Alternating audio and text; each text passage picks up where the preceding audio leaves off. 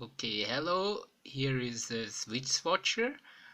Right now I'm checking out a few things on eToro. There was the French election, and I'm kind of surprised about people's reaction. Okay, eToro had a bit of strange policy. I got from XM, my broker, a message, for example, on Turkey that they will adjust the leverage. So instead of having leverage of let's say 500 or or 10 times leverage, they said like for Turkish election they will reduce leverage to maximum 5. Brokers have to do this because every time when there is a special event that actually doesn't happen during trading days or even during trading time, when, for example, the Fed announces interest rate or whatever, there can be a huge volatility, which causing people losing their money.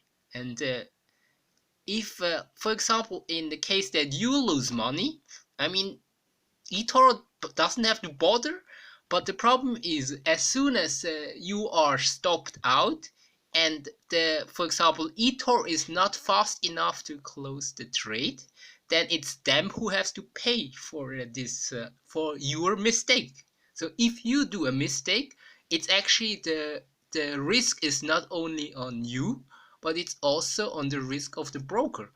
For example, there was a broker, Alpari, who basically got completely wiped out because of all the customers had positions open on euro Swiss francs when the Swiss National Bank uh, announced that they will not keep buying euros, and then the the euro just completely crashed. I mean, that is a risk, and it can happen. The Swiss thing wasn't predictable, so it's like, who could know that this would happen? For example, I also got stopped out because I was basically just believing in the Swiss government. And yes, I lost money, and then I think eToro also lost money because I had the position and they couldn't close it fast enough, so they had to pay the loss. It's from a responsible trader. That's what they're supposed to do. Making sure they instantly make sure they closing trades, because mostly a lot of people use a lot of leverage. So right now I just want to give you some quotes on yes, what I basically think about leverage. And when you combine ignorance and leverage, you get something pretty interesting. Yes. I mean, this is what happens. When you get you use especially people who don't know what they are doing. A lot of people on eToro, they actually don't know what they are doing. So it's like, instead of looking that they actually made the mistake, they just blame it other people. So you put the ignorance and you put leverage, so you get something interesting. Another kind of quote is, I mean, stock trading or forex trading isn't something like a quick rich scheme. Okay, I mean, the Warren Buffett said it quite easily. The stock market is a device like a smartphone where you transform money from the impatient to the patient. So it's like you basically. A lot of people are complaining. Oh, why you running something like this slow growing business? You're really making slower progresses. A lot of people complaining, but that's how it works.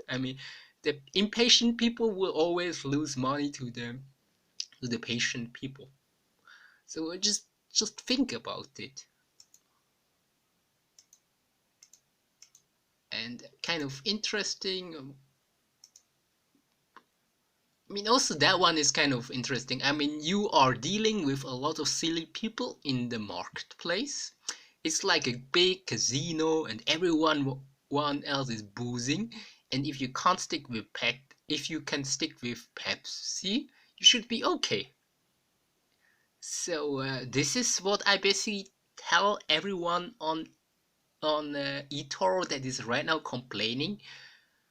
I mean, I see right now someone started this complaint, and then here I see a lot of likes, and I see right now a lot of people commenting. I mean, this is just crazy. I mean, and then we see like, oh, eToro, a market maker, you lose, they earn. I mean, this is not true. I mean, because they are just basically a broker, and there is a liquidity provider, and the liquidity provider is basically carrying all the risk of your ignorance. Yes, ignorance, to call it like right to the point. Yeah, I mean, it's not nice actually to not be able to adjust stop losses and take profits. I mean, there is for sure an improvement on communications for eToro, but if you actually, I mean, this is not something that wasn't like unknown. I mean, you know what I mean? It was like something that was predictable. You know that this is possibly going to happen, and if this happens, it's like, oh, maybe I should think about adjusting my stop loss or take profits. Or I mean, for the people that are they couldn't adjust their take profit, it's, yeah, it's a bit not good. I mean, that's it. And for the people that actually run into stop losses, it's actually not a problem. I mean, let's just look at the fact. I mean, right now, for example, if you hit stop loss, you would have hit stop loss anyway. So right now, eToro even helped you. They cut your losses. And if you still want to hold the trade, right now your stop loss is right now probably smaller than actually the whole movement. So if you still want to hold the trade, you can reopen it. I mean, I'm sorry for the people that actually make profit. They just make smaller profit, and especially there are some people who actually had the problem is they actually are hedging each other. They have long trades and short trades, and then the long trades made profit, but not as much profit as they wanted, and the short trades are still open. So it's like they are not actually anymore hedged. So it's like, yes, I'm sorry for these people.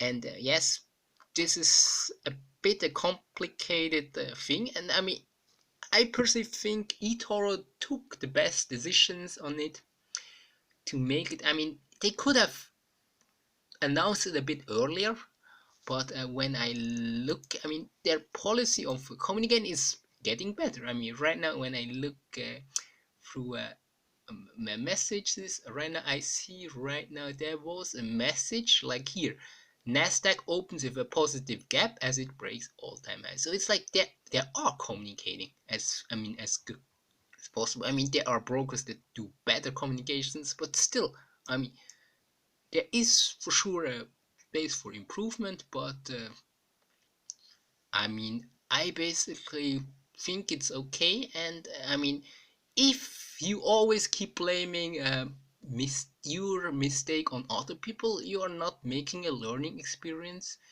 And I mean, I don't think you will have a successful life if you're not. I mean, if you make a mistake, accept that you made a mistake and try to learn, because it's not. I mean, you make a mistake, you can actually use it as a learning experience, and make sure you're not making this mistake again. I mean, that's what I suggest you. And if you are smart, you're not using a lot of leverage, you're not using a lot of risk, so you basically can have more learning experience. And then the better you get, the I mean, and again, you always lose money, and then basically when you're improving your strategy, you're getting better.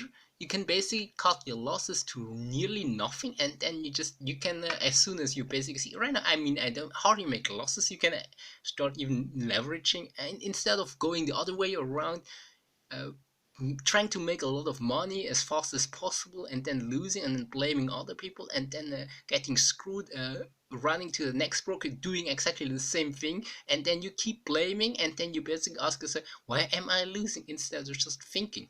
Yeah, this is what I basically want to tell you. And that's it. So I basically hope you can get yourself some ideas of it. I mean, you may not agree on it, but just think about what I just said. If does it make any sense or not? I personally think it makes a lot of sense. And leave your opinion. And thank you for listening. Bye.